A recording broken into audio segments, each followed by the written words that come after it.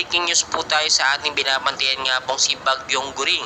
Nasa category na po siya ngayon bilang isang super typhoon nga po. At muli pong namataan ng mata niya, no, na matang bagyo.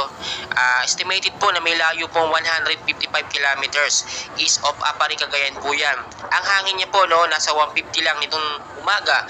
Bigla pong pumalo ngayon sa 185 kilometers per hour. Malapit pa rin po yan sa sentro. At ang bugso naman po niya pumapalo ngayon sa 205 kilometers per hour.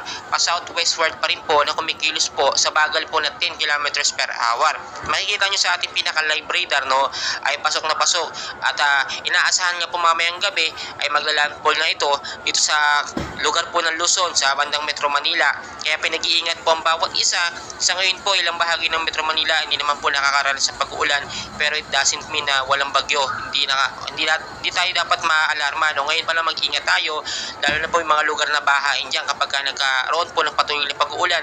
Umiwas po tayo dyan, lalo na po sa mga lugar na matataas.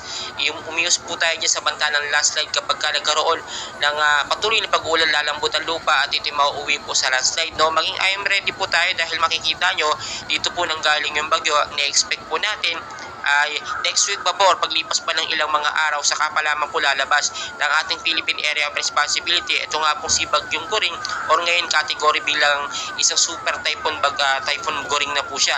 Ito po, titignan niyo po sa ating live radar, no? Talaga nandiyan siya at inaasahan natin ilang oras lang ang bibilangin, ito'y tatama na po, maglalandfall na dito nga po sa Central Luzon. Sa bandang Silangan naman po, meron tayong binabantayan dyan na mga active low pressure area nga po, no? Dalawa po yan, nandito po isa sa kabila.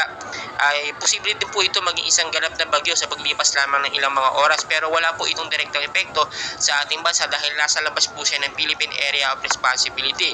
Pero ang mangyayari po dito, pwede po itong hatakin ni hanging habagat nga po at maging paraan para mas lumakas pa ito nga pong si Super Typhoon Goring. Sa ngayon po, no, ay maging I am ready po tayo sa mga posibilidad dahil nga rainy season, ina-expect natin talaga na papasok ang mga bagyo bago po matapos ang buwan ng Agosto. Ito na nga po inaasahan natin na huling bagyo na papasok ngayong buwan ng Agosto at naging Super Typhoon pa nga po siya.